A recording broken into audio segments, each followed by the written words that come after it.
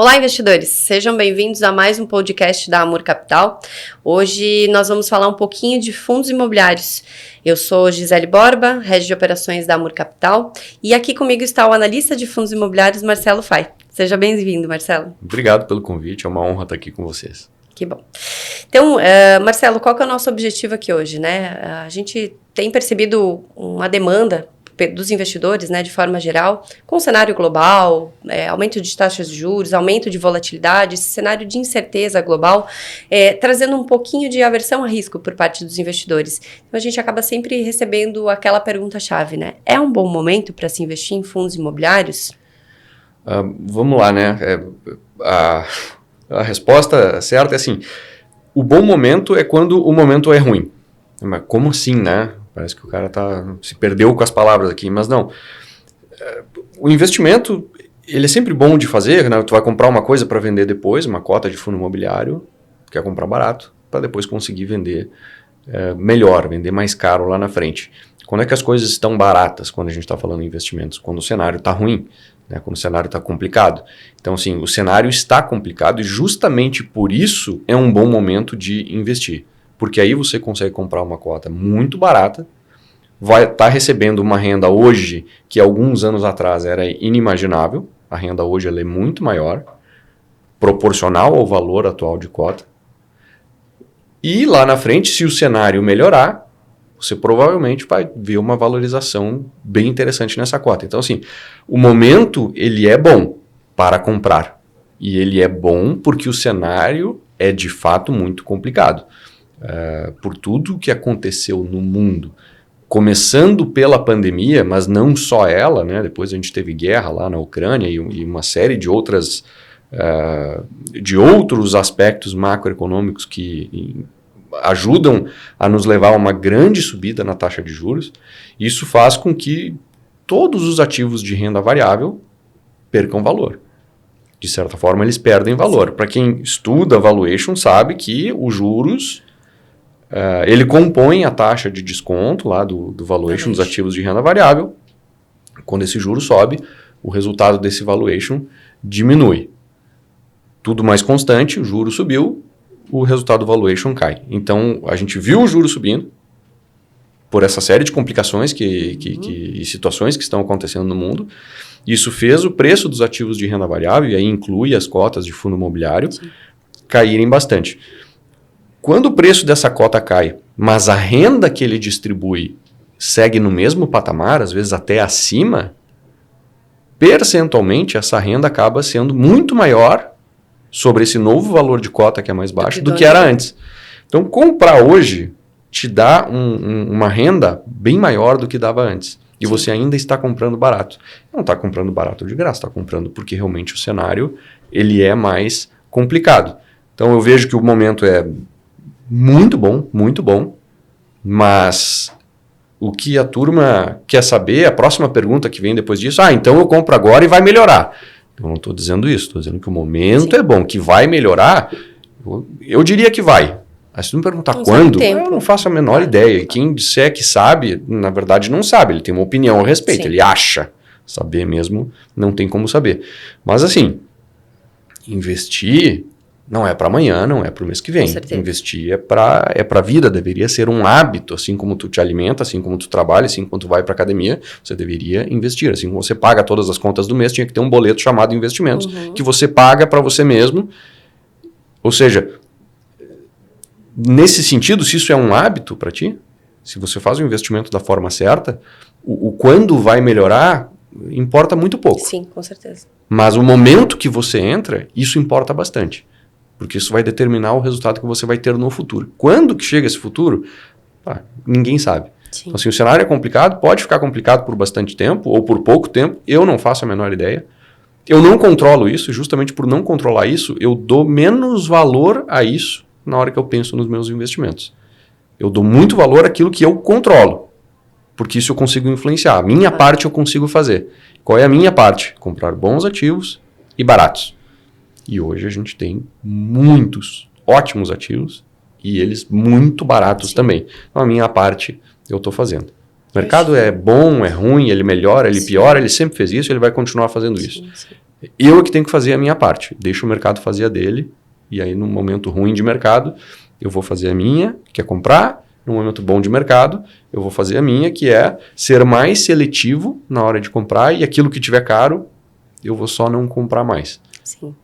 E manter, ou às vezes até alguns investidores gostam de fazer realização de lucros, né? Também tem a questão de reinvestimento dos dividendos, tudo isso acho que corrobora com a educação financeira que o investidor precisa ter para sempre se organizar para poupar e comprar os ativos na hora certa, né? Não sair montando a carteira de uma vez só, porque a composição de um portfólio, ela não é assim, né?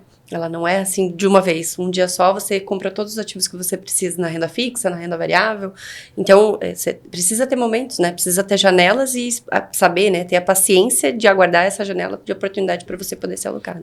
Exatamente. E eu gosto sempre de, assim, às vezes as pessoas me procuram, pai, eu tenho dinheiro para investir, tu me ajuda, monta uma carteira? Tá. Aí tu vai lá, monta a carteira. E aí diz, tá, e agora? Eu compro tudo agora?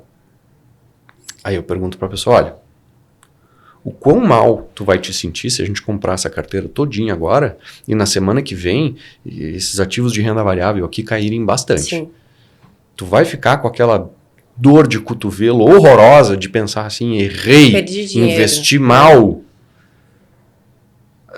As pessoas tendem a responder que não. Isso tende a não ser verdade também. Sim. E aí a minha proposta é sempre, parcela esse investimento. Né, faz ele em tranches, faz em 3, 4, 5, 6 meses, porque aí se tu comprar hoje e no mês que vem caiu, tudo bem, tu comprou uma parcela 1 de 6 do tamanho do teu investimento. Aí no mês que vem, se caiu, tu compra mais barato. E por aí vai. Se subir, bem, mês que vem você vai investir num preço um pouco mais alto. Mas, pelo menos uma parte já foi feita. Barato. Então tu dilui um pouco essa questão comportamental, que ela é puramente comportamental, assim, é para a gente conseguir se sentir bem com o nosso investimento, mas que ela é importante. Porque se o investidor ficar muito incomodado com o investimento dele, ele acaba fazendo bobagem. Sim. Ele sai na hora errada. E normalmente ele fica muito incomodado com o investimento dele quando cai. Aí quando ele fica incomodado, ele sai, quer dizer, quando cai, ele vende... Tinha que estar fazendo o inverso. Aí deu tudo errado, exatamente. Tinha que estar fazendo o inverso. Então, a ideia de fazer um investimento aos poucos... para mim ela faz total sentido e isso ajuda também a tu ir construindo um hábito de investir. Tu imagina, passou lá 6 meses investindo todo mês. No 7º mês, tu fica, né, agora o que eu faço? Né? Cadê aquele meu investimentinho que eu já estou fazendo há um tempão e agora? E talvez isso seja aquele empurrãozinho que tu precisa para se organizar e no 7º mês conseguir aí fazer mais um aporte, fazer sobrar algum dinheirinho do mês ou coisa do tipo para continuar esse investimento. E assim tu fazendo isso ao longo do tempo, se junta bastante dinheiro, porque o tempo vai passar, quer tu queira, quer não, né? Claro. Eu acho que, fazendo também um adendo a isso, né? Às vezes o investidor, ele se apressa muito na hora de alocar e talvez realmente se ele não está encontrando uma boa oportunidade, não seja uma oportunidade, não está tão claro, né? O que ele precisa fazer. Então, se reserva, como você disse, né? Reserva uma parte do seu capital, se organiza de novo, porque quando surgir a oportunidade, você vai ter a liquidez que você precisa para poder fazer bons investimentos, né? Exatamente. Tem gente que gosta de fazer a tal da reserva de oportunidade, né? Que é deixar um dinheirinho para investir em oportunidades que eventualmente vão aparecer. E tem gente que prefere que não, tem que estar 100% do tempo investido alocado, e azar, vamos embora assim mesmo. Vamos lá, tem certo e errado? Não tem. Porque tem o desconforto, né, como você bem falou. Justamente. Isso dá, essa reserva de oportunidade, dá um conforto para o investidor de saber que no dia que aparecer uma oportunidade, ele tem como aproveitar. Sim. Se o mercado cair, ele não fica só triste, ele fica triste pelo que ele já investiu, mas feliz por apareceu a oportunidade. Posso comprar mais barato aquilo que eu já tinha. Exatamente. E aí, como é que a gente vai saber qual vai ser melhor? Sei lá, daqui a 10 anos a gente conversa e nós vamos descobrir quem estava certo, quem não estava. Na verdade, não é estar certo ou não. É aquele que teve melhor resultado ou não. Né, ao longo do tempo. A gente só vai descobrir isso lá na frente. Não dá para cravar hoje qual das estratégias é melhor. Sim, é mais assertivo. Entendo as duas. Eu, particularmente, eu sou adepto do estar 100% do tempo investido, porque para mim, e é bem pessoal, eu gosto que o investimento Apesar de, veja a ironia, eu trabalho com isso, eu faço isso o dia inteiro, eu sou analista de investimentos, mas o meu investimento pessoal, ele não pode tomar meu tempo. O meu trabalho, sim. Porque eu sou analista de investimentos, eu não sou analista dos meus investimentos. Sim. Então, os meus investimentos não podem tomar, para mim, muito tempo.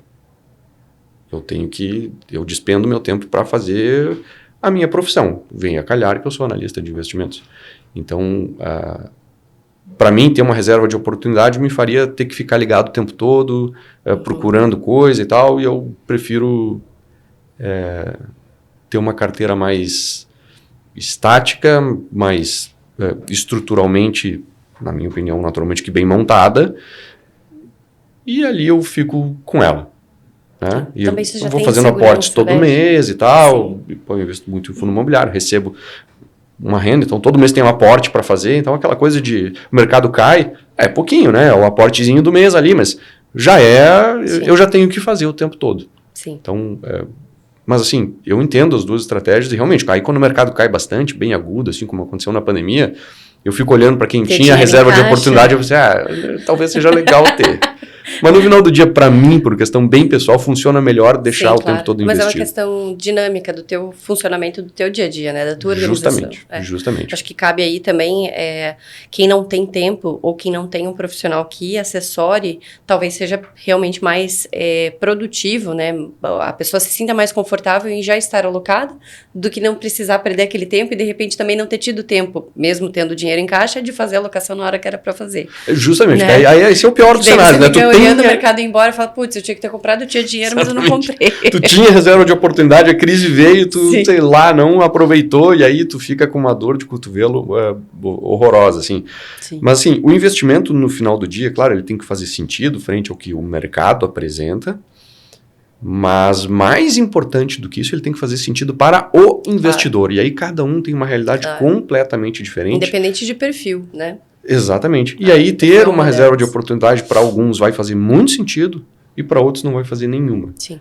E não é que seja certo ou errado, aí tem que se encaixar ao investidor.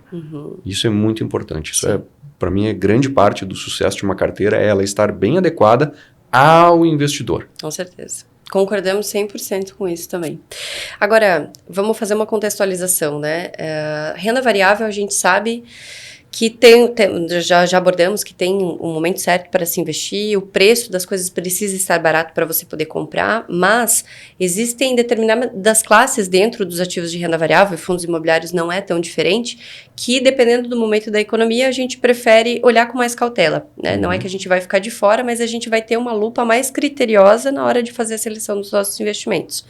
Hoje, com esse cenário que nós estamos vendo, né, de uma possível aí, o presidente do Banco Central já sinalizou que o pico da inflação já estava perto das máximas, que a gente pode estar chegando no final do aumento da taxa de juros e com isso a gente tem uma descorrelação, né, com o IFIX, tende a que os preços do fechamento da curva de juros, as cotas dos fundos imobiliários acabem se valorizando. A tendência, né, seria essa.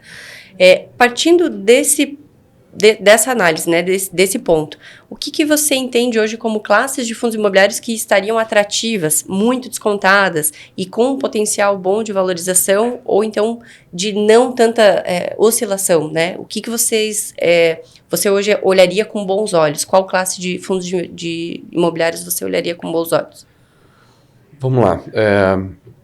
Os fundos que estão, assim, claramente muito baratos são fundos de tijolo, mas ali é um grande balaio de gato, né? Tem um monte de segmentos ali dentro, que uns mais, outros menos. Mas a gente já entra ali e explode essa classe aí. Os FOFs, que são os fundos de fundos, esses estão, assim, ridiculamente baratos, não tem outra palavra. Tá completamente sem sentido o preço que o mercado vem praticando em bolsa para as cotas desses fundos. Então, assim, para mim essa é a oportunidade mais óbvia que tem hoje, né? Porque o que acontece ali? O valor patrimonial do FOF, né? O FOF ele compra cotas de outros fundos. Então, o valor do patrimônio desse FOF é igual a o valor de mercado das cotas que ele Dos comprou fundos. daqueles outros fundos. Sim. Então, tem o X cotas, a Y reais, cada uma multiplica isso. Bom, esse é o valor patrimonial do tal do FOF. Bem, o FOF hoje ele vem negociando, a média, 20% abaixo do seu próprio valor patrimonial. Então, o equivalente a você comprar uma nota de R$100 pagando 80. Qual é o sentido disso? Pois é, nenhum. Mas por que acontece? Porque o mercado não faz sentido no curto prazo. Ele não faz questão nenhuma de fazer sentido, de ser racional no curto prazo. Ele comete loucuras em termos de preço a curto prazo. Hoje, a gente está vendo isso. Não bastasse você comprar essa cota do FOF a R$80, quando ela deveria estar valendo 100, esse FOF comprou cotas de outros fundos. Esses outros fundos que ele possui também têm, às vezes, um valor patrimonial, vamos lá, de 150, e ele está comprando elas, ou comprou elas, a 120. Ou seja, você tem, quando o mercado voltar a fazer sentido, o potencial de valorização dos 80%, que é só o desconto na cota do FOF, mais o desconto que está nas cotas que o FOF comprou. Isso que a gente chama de desconto duplo. Sim. Que acontece ali nos FOFs. O relatório gerencial do CAFOF 11, do Kinea, o FOF da Kinea. Esse último agora foi de junho, se não me engano. Ele demonstra num gráfico a situação do desconto duplo e mostra que se o mercado voltar a equivaler o valor de mercado ao valor patrimonial dos fundos que o CAFOF investe e a própria cota do CAFOF voltar para o seu valor patrimonial, a gente está falando ali de uns 47% de potencial de valorização. Então, esse é o tamanho do desconto neste fundo. Tá? É muito barato, chega a ser ridículo. Mas, assim, quando que isso vai mudar? Não sei. Sim. Pode, inclusive, piorar antes de voltar ao que deveria ser. Mas, para mim, essa é a classe de ativo que está com o desconto mais óbvio. Aí depois a gente vai ter os fundos de papel, tá? Que são os fundos de recebíveis. Esses fundos são os que estão menos baratos agora. Menos baratos. Alguns deles até caros.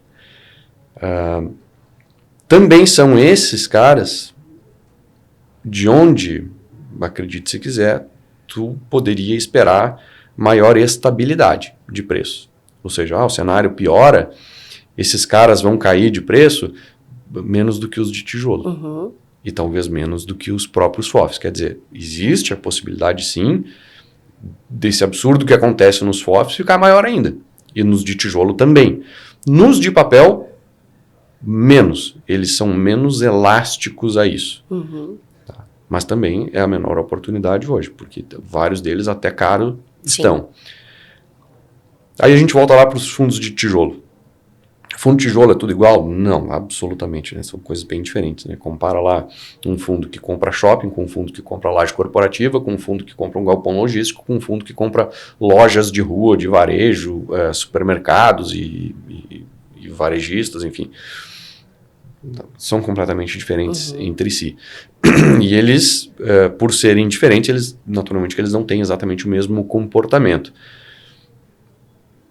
Dentro dessas classes, assim, na média, está tudo descontado. Uns mais, outros menos.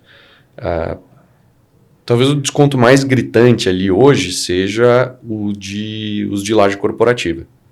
Tá? A gente faz uma continha lá de pegar o patrimônio desses fundos e ver qual é a área bruta alocável que eles têm. Tá? Então, ou seja, eu pego qual é o tamanho do patrimônio dele e divido pela área dele. E eu chego numa continha lá de metro quadrado. Quanto que vale o metro quadrado dele?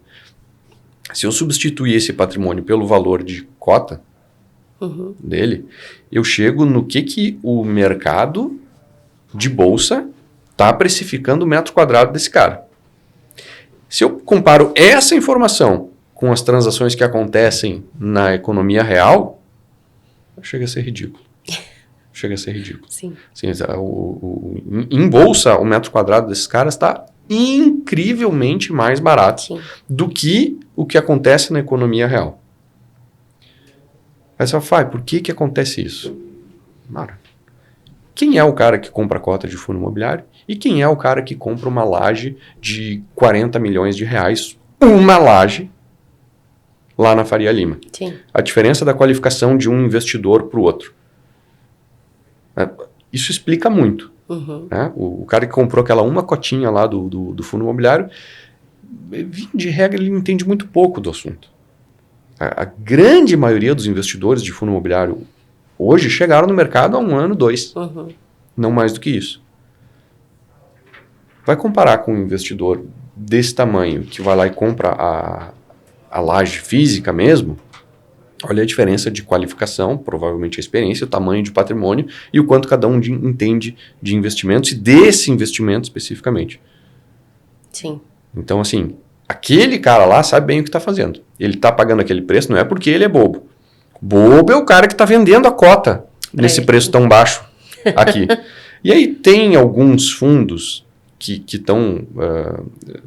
promovem uma provocação no mercado de comprar cotas de fundos imobiliários que estejam nessa situação extremamente descontados. Compra tantas cotas que chegam a ter o poder de convocar uma assembleia e propor a venda dos imóveis e a liquidação do fundo. Porque com isso eles ganham muito dinheiro. Eles compram a cota 70 e propõem a liquidação do fundo. Se liquidar, vender o imóvel e devolver o dinheiro para os cotistas, volta 100. Sim. Ele acabou de comprar a 70, baita negócio.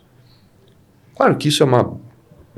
É quase como, sabe aquele seriado Billions? É um baita investidor. É um baita investidor, dá uma sacudida no mercado. Não é um cara que faz amigos no mercado, né? Ele provavelmente coleciona alguns inimigos, inclusive. Mas o cara tá lá para ganhar dinheiro e esse é um movimento que faz sentido. Então isso evidencia o quão barato estão algumas lajes corporativas, de novo, não são todas, mas a maioria delas está super barato. Bota nessa conta, shopping center também está muito barato. Eu entendo que menos do que lajes, mas também estão muito baratos. Imóveis de varejo, eu entendo que os poucos fundos que exploram isso na Bolsa, na média, eles também estão baratos. Talvez não tanto.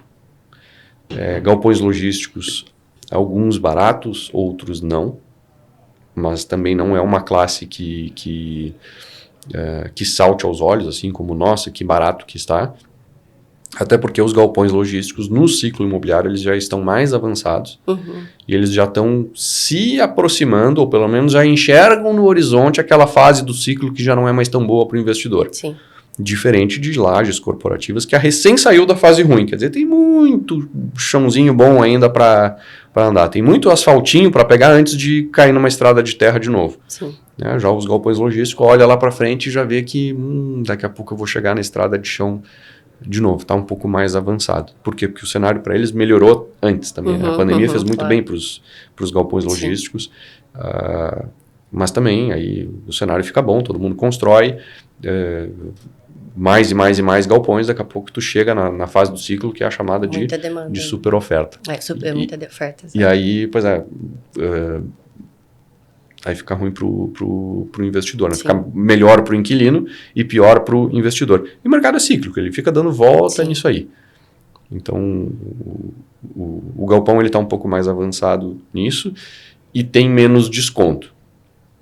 Então, para mim, ele não é uma oportunidade tão óbvia, apesar de que, bem escolhidinho, tu tem ótimos fundos, e alguns deles bastante baratos, e outros bastante seguros em função dos contratos que eles possuem. Contratos que são mais longos, geralmente, também. Né? Longos e atípicos, e que aí vão te dar segurança de passar por essa estrada de chão, por esse período ruim, sem sofrer provavelmente sem sofrer com vacância e sem sofrer com diminuição dos valores de aluguel. Assim, eu falo isso dos fundos de galpão, mas no curto prazo a gente ainda vai ver melhora para esse mercado. Só que assim, a gente tenta olhar um pouco adiante desse curto prazo E aí, um pouco mais para frente, tu sabe que essa festa não vai durar para sempre. Sim. Mas essa festa ainda vai melhorar muito. Ela não chegou na melhor parte ainda. Claro. Ela ainda vai melhorar e depois aí ela começa a se aproximar do fim. Mas no curto prazo a gente ainda vai ver o valor desses aluguéis de galpão subirem, porque o custo de reposição está mais alto, a demanda ainda é muito alta. Então ainda tem muita coisa boa por vir antes de piorar. Né? Assim como quando a gente volta a falar de economia, ainda tem muita coisa para piorar antes de melhorar. Sim, né? sim. Então... Sim, perfeito. A gente recebe também uma dúvida que eu acho que é clássica, né? Dentro do teu treinamento do Método 5, você já explica isso muito bem, mas acho que de uma forma bem simples, né? Vários investidores têm aquela dúvida, né? Porque isso é uma coisa que vem lá do passado, né? Dos nossos pais, comprar imóvel para investir. Né? Quando o mercado, né, financeiro não era tão evoluído assim, os nossos avós lá atrás procuravam os imóveis como forma de investimento. E aí hoje a gente se depara com os mesmos investidores, né? Às vezes venderam uma casa, já moram numa casa própria, venderam um outro imóvel ou ganharam alguma ação, enfim, aumentaram o seu capital e aí olham para investimentos, imóveis na planta, às vezes, né, como uma boa oportunidade de negócio, sem olhar todo o contexto fora, né, que precisa ser observado antes de você comprar, de fato, um imóvel para que ele seja um investimento, né? Uma coisa diferente de você comprar um imóvel como uma decisão de moradia, né? Porque aí tem outros pontos atrás, né? Tem a questão do sonho da casa própria, de você ter ali o seu imóvel, poder construir ou até decorar do jeito que você quer, aí isso já seria um outro ponto. Mas a pergunta é, quais são os cuidados, né? O que vale mais a pena? Quais são os cuidados que o investidor precisa ter para que valha a pena ele comprar um imóvel ou preferir um fundo imobiliário, né? A gente sabe que tem a questão da liquidez, tudo isso pode ser colocado, né? Mas quais são os cuidados, o que as pessoas não olham e quando elas estão pensando em comprar um imóvel como forma de investimento? O que elas não veem, o que normalmente fica de fora da tela do investidor quando ele compra um imóvel pensando em investimento? Olha, a verdade é que quando o cara compra um imóvel físico e para investir, todo mundo diz que faz conta, mas é uma conta grosseira, assim, aquela conta de padeiro. Eu vou comprar por 100 e aí vou vender por 170. Tá. Primeiro que talvez teoria é lindo, né? A teoria é lindo, nessa conta grosseira é lindo. Sim.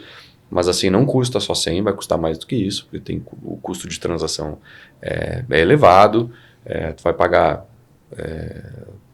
especialmente se está comprando na planta, por exemplo, essa primeira corretagem é tu que paga. Normalmente a transação que envolve um imóvel físico, quem paga a corretagem é o vendedor, menos quando tu compra na planta, né? Porque quando tu compra na planta, tu é o primeiro comprador, quem está lá para te vender é a construtora vai dizer, eu não, quem paga é tu. E aí tu vai lá e marcha.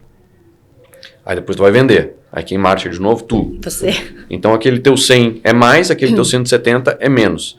No meio do caminho tu tem uma inflação que ninguém bota na conta. E aí fica fácil dizer que ganhou dinheiro, porque é inflação. Então compra um saco de arroz há 5 anos atrás e olha para ele hoje, nossa, que investimento que eu fiz. Continua sendo um saco de arroz. Né? Aquela diferença de preço, aquilo ali é só a inflação. Ninguém ganhou dinheiro com aquilo. Então, o investidor também não bota a inflação nessa conta aí e não costuma considerar também o tempo desse investimento, que às vezes é um tempo muito grande, e aí esse retorno diluído nesse tempo não faz sentido. Às vezes essa venda sequer acontece de fato naquele preço, ele também não bota na conta imposto, não bota, porque às vezes nem paga, mas o IR pode ir atrás de pegar, ou vai pagar, mas aí na hora que senta na mesa no almoço de domingo com a família, vai falar, sei lá com quem, ele vai dizer que comprou assim e vendeu 170. Sim, com certeza. Todo o resto não se fala. Então quando se faz a comparação do imóvel físico com a cota do fundo imobiliário, é uma comparação injusta e a grande maioria das vezes é desonesta. Desonesta no sentido de que a conta do imóvel físico não leva em consideração um monte de coisa. Sim. E ainda é arredondada para cima. A da cota do fundo imobiliário, ela é muito transparente. Tu sabe exatamente quanto comprou, quanto vendeu e o que acontece ali no meio do caminho. Aí a comparação, ela não é uma comparação... Não está comparando a mesma coisa, né? Não está comparando a mesma coisa. Assim, investimento. E aí quando a gente fala em investimento, como tu bem colocou, é muito diferente de um imóvel para moradia ou para uso. Quando a gente fala em investimento, tu tira o coração do peito e bota uma calculadora. Sim. Aí cota de fundo imobiliário faz muito mais sentido. Por diversos aspectos qualitativos, que é a facilidade de investimento, a liquidez dele, o fracionamento desse investimento. Você vai comprar um imóvel físico, tu vai, sei lá, muito mais dinheiro, né? Muito mais dinheiro. Estou falando aí, o imóvelzinho mais simples de todos é 100, 200 mil reais. Se um imóvel um pouco mais elaborado vai para casa dos milhões. Cota de fundo imobiliário, tu compra, sei lá, 10 reais, tu comprou uma cota. O que tu faz com 10 reais num imóvel? Tu não paga o estacionamento do carro ali para ir ver. Sim. Então, é muito mais fácil investir. A renda que você recebe do fundo imobiliário ela é isenta de imposto de renda. A renda de um imóvel alugado não é isenta. Sim. E pode chegar até 27,5% da renda. Essa alíquota, né, do imposto. Além do que, média versus média, e aí a gente não está comparando um caso específico com outro caso específico, mas média versus média, a renda dos fundos imobiliários é maior do que a renda dos imóveis físicos. Sim. Média versus médias. E aí a injustiça da comparação é que o cara pega o melhor exemplo do imóvel físico que ele já viu na vida, às vezes nem viu, Sim. Às vezes alguém contou, e esse alguém mentiu e não botou tudo aquilo que a gente falou na conta, Sim. compara aquilo com uma média. Com o líquido, né? Como líquido, compara isso como um líquido da média do fundo imobiliário. Isso, exatamente. Sim. E aí, a comparação não é justa, porque aí, né, o melhor negócio do mundo, que é aquele que... Qual é a chance de o melhor negócio do mundo cair justamente na minha mão? Claro. Né? Claro. Estatisticamente, a chance é quase zero. Então, assim, aí a comparação ela é muito injusta. Mas média versus média, a renda do fundo imobiliário, que é líquida, é maior do que a renda do imóvel físico, que é bruta, de onde tu vai ter que tirar imposto, de onde tu provavelmente vai tirar taxa de imobiliária também. Sim. Fora que se você está comprando um imóvel na planta, algumas pessoas também nem consideram o risco da construtora não entregar o imóvel para você, né? O que é mais difícil de acontecer, mas já aconteceu também, né? Já aconteceu e assim, eu escrevi um livro que se chama Método FI ali, sobre fundos imobiliários, e eu começo o livro contando justamente a minha história de como é que eu comprei imóveis na planta. Como investimento, a grosso modo, né? assim, comprei a 100, vendi a 130 e ainda assim perdi dinheiro. Não, é louco, né? Não, mas aqui, eu comprei a 100, vendi a 130 é aquela grosseria, que foi o que eu pensei antes de entrar. Exato. E aí o 100 não era 100, era mais do que isso, porque eu precisei pagar a corretagem, o 130 não era tudo aquilo, porque quando tu compra na planta, tu paga a entrada, e quando fica pronto, tu paga o saldo. Esse saldo, do dia que tu entrou no negócio até o dia que tu precisa pagar, ele é corrigido por algum índice, INCC normalmente. Sim. Aí aquele saldo que tu achou que era o que tu tinha que pagar, ele é muito maior do que aquilo. E aí quando tu vende, como eu fiz, comprei lá no iniciozinho para vender quando ficou pronto, aquele saldo devedor era gigante, eu vendia 130, entreguei tudo para pagar o saldo. Não sobrou nada para mim. Ainda perdeu o custo de oportunidade, perdeu o tempo, né, do investimento. Exatamente. Pelo menos aquilo virou uma grande lição. Assim, né? Alguma coisa de boa a gente tem que sempre tirar, nem que seja, né, uma cicatriz para mostrar e contar uma história assustadora para as pessoas. Claro, foi o que aconteceu comigo. Então, o comprar na planta, ele é bem mais complicado do que a turma imagina. Mas, na hora de entrar no negócio, é aquela conta grosseira, é um stand de vendas maravilhoso, é um cara na tua frente contando mil maravilhas, sonho, geralmente, te dando uns brindes malucos. Mais isso, mais aquilo, mais aquele outro, tu fica bem tonto lá. Eu mesmo fui lá para comprar um apartamento, você com 3. Super ótimo negócio, né? E saiu felizaço, não, né? Nossa, fiz o maior negócio desconfiado, né? Qual é a chance de dar certo? Tu vai lá para comprar um apartamento e sai com 3. 3! Completamente, não tinha como dar certo. Isso foi que ano, Fábio? Não vou me lembrar, faz muito tempo isso. Mas independente também do prazo, né? Isso daí acontece... Faz mais de 10 anos. Toda semana, né? A gente vê isso acontecer toda semana. Não, toda hora. A história mais engraçada que eu não conto no livro é que eu fui lá entre amigos, isso está lá no livro. Seus amigos compraram também? Ou eles não compraram? Não, todo mundo. Né? Todo mundo. Mas eu fui o que comprou 3. Teve um lá que comprou só 1, teve outro lá que comprou 2 e tal. E um deles, a gente foi num sábado de manhã naquele stand de vendas lá, e um deles tinha terminado um namoro, sei lá, quarta-feira, alguma coisa assim. E aí a gente foi pra lá, recomprou e tal, os apartamentos, voltou cheio de brinde nos porta-malas dos carros. Tinha tudo pra dar errado. E aí na volta ele pensou assim... E disse dentro do carro, cara, essa vida de solteiro vai me quebrar. Primeiro final de semana solteiro eu já gastei mais de 100 mil reais. Todo mundo comprou por impulso aquilo. Não, a gente devia ter desconfiado que não daria certo. Claro. Eu fui descobrir alguns anos depois que não daria certo. Por quê? Porque a realidade bate a porta, né? Claro. E aí você faz de fato aquilo, né? Tirar o coração, colocar a calculadora e aí contra dados não tem argumentos, né? Exatamente. Aí quando eu comecei a fazer conta, eu fiquei muito revoltado com aquilo, para não falar um palavrão aqui no microfone. Sim. Agora, falando assim, para quem tá começando, né? Citando esse teu exemplo, né? Essa história triste, mas não tão triste, né? Porque serve aqui de lição para nós. Quais são os cuidados que os investidores iniciantes, né? Quem pensa em investir em imóveis, quem pensa em ter essa classe de ativo dentro do seu portfólio, quais são os cuidados que ele precisa tomar antes de colocar, né? Entrar de cabeça? Quando tu fala imóveis, tu está te referindo a imóveis físicos ou... Fundos imobiliários, imóveis físicos, pode incluir tudo aí na lista. Bom, vamos lá. Primeiro, eu começaria por fundo imobiliário. É muito mais fácil, tu começa com pouco dinheiro, o comprometimento teu com esse investimento ele é muito menor, porque tu vai começar com pouco dinheiro.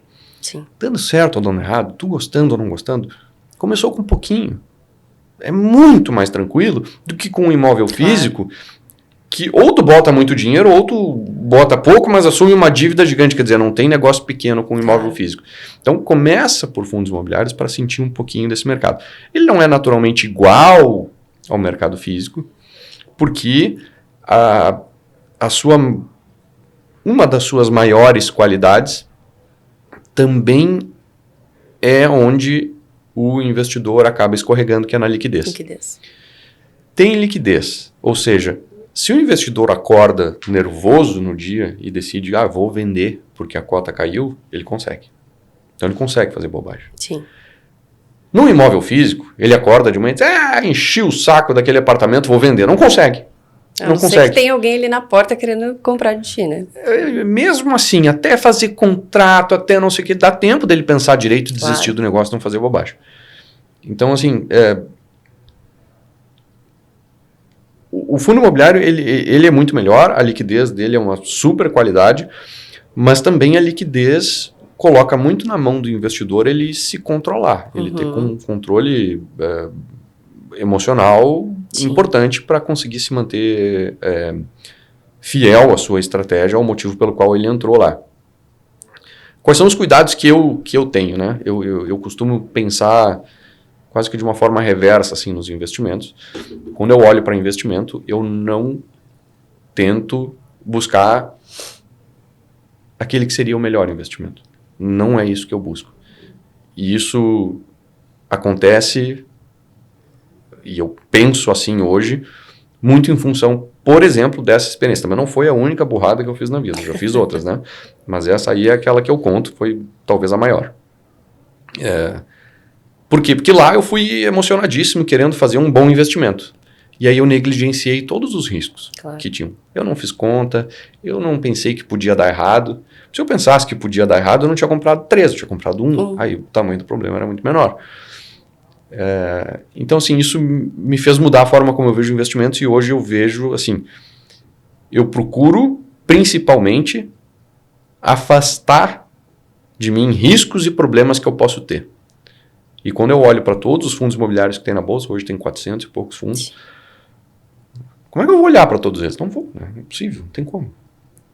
Então o que eu faço? Eu faço alguns filtros, isso está no meu método, e esses filtros buscam afastar de mim problemas que eu posso ter e riscos que eu não quero correr com os fundos imobiliários.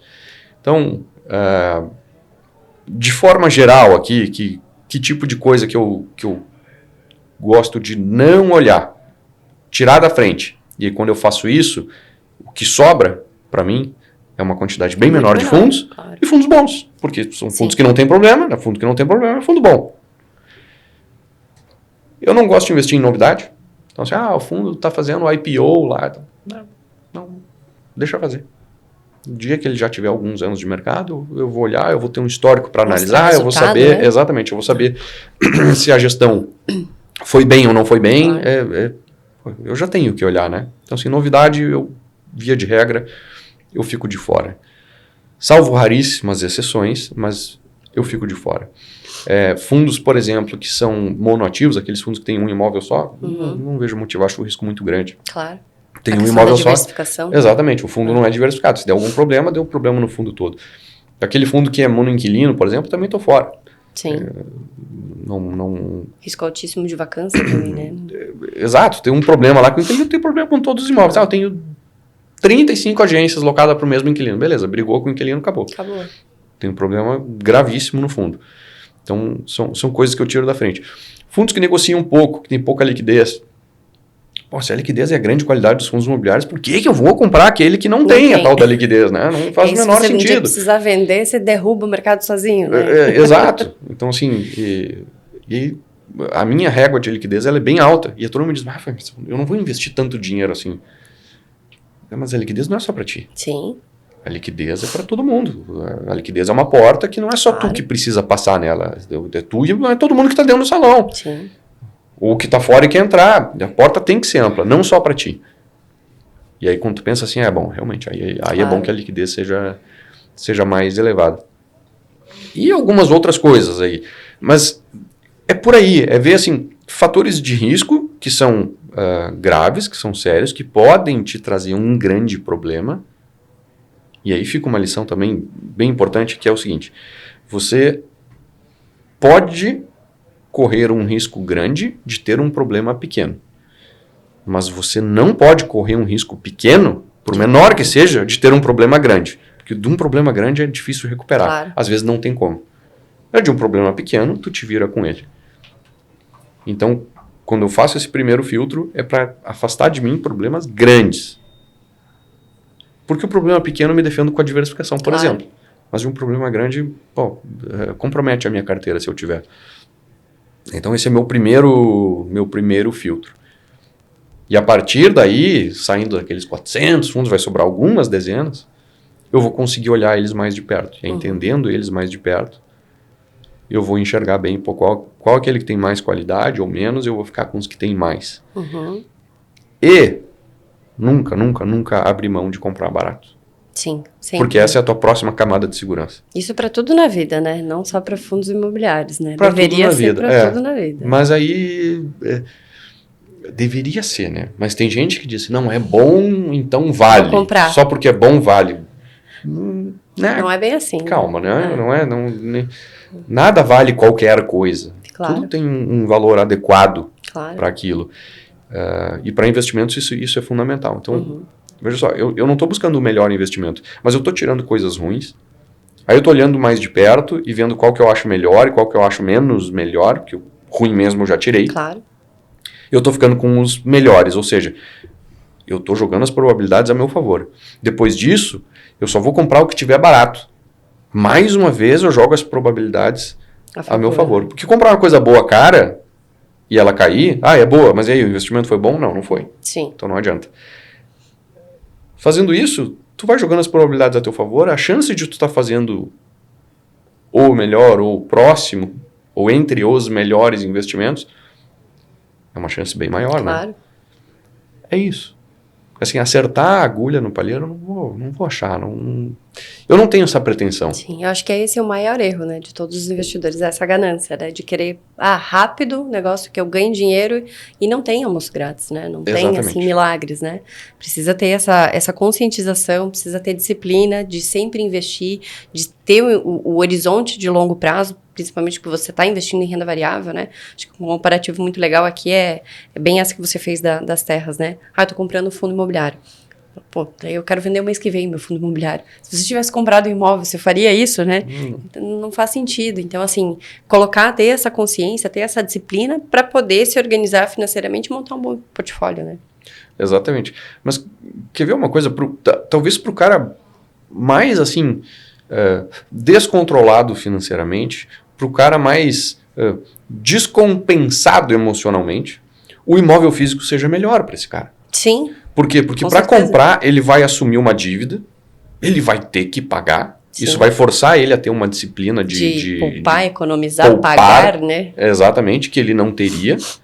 Claro que essa poupada dele financeiramente é uma droga, porque, não faz sentido. Na verdade, ele está pagando juros ao invés de receber, mas é o preço que ele paga pela falta de disciplina. Sim. E a falta de liquidez vai fazer com que ele não consiga fazer bobagem com esse imóvel. Então, esse cara que tem descontrolado emocionalmente Sim. e indisciplinado financeiramente, se tu bota esse cara para comprar cota de fundo imobiliário, fazer aporte todo mês, não sei o que, tal, ou bota ele para comprar um imóvel financiado, pagando um monte de juros e não sei o que, daqui a 20 anos, em qual dos dois ele tem mais patrimônio?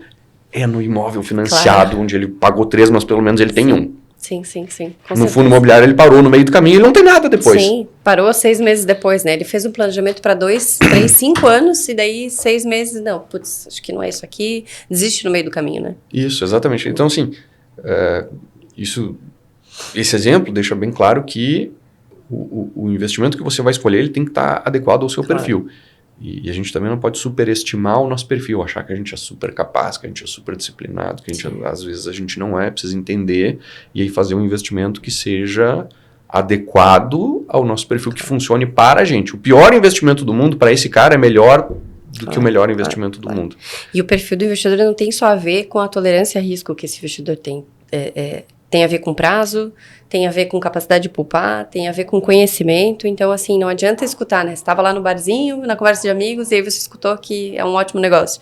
Não, talvez ele seja um ótimo negócio para aquele seu amigo, mas para você talvez não faça tanto sentido. Né? Exatamente. Então, tudo isso precisa ser colocado na pauta, assim, na hora de você montar o seu portfólio. E eu acho que também essa questão, assim, da diversificação, né, como os fundos imobiliários, né, como um pezinho de entrada ali na renda variável, né, como você bem colocou, ou um pezinho de entrada no investimento no mercado imobiliário, nunca, em momento algum, ele tira de você essa necessidade que você tem de buscar informação, de buscar conhecimento daquilo que você está investindo. E se você não tem tempo para isso, né, como a gente informou, talvez você precise de uma ajuda de um profissional para te ajudar a fazer essa escolha e também não meter o pé pelas mãos, né? Então, isso com certeza faz total diferença na carteira dos investidores, né? Ter a disciplina, ter alguém que te ajude a ter essa disciplina, ter alguém que te ajude a fazer a seleção de ativos, né, como analistas ou então uma assessoria de investimentos. Eu acho que isso daí, para o investidor também que está iniciando, pode ser uma grande ajuda, né? Sem dúvida. Então é isso, Fai. Gostaria de te agradecer aí pelo teu tempo hoje, pela aula aí que você deu pra gente. Claro que a gente tinha muito mais assunto para abordar aqui, né? Se deixar a gente fica semanas aqui falando, mas acho que já deu para dar um bom panorama, assim, do mercado, desse sentimento que as pessoas estão tendo, né? A gente tem recebido bastantes questionamentos, acho que vai ajudar bastante os nossos investidores a tirar essas dúvidas e também, claro, né? Quem ficar com mais dúvidas aí sempre pode mandar perguntas aí que a gente vai responder também, né? Obrigada de novo pela tua presença aqui conosco. Obrigado pelo convite, foi uma honra ter participado aqui. Obrigada, investidores. Essa foi a nossa pauta de hoje sobre fundos imobiliários. Aguardamos vocês no próximo podcast. Até lá.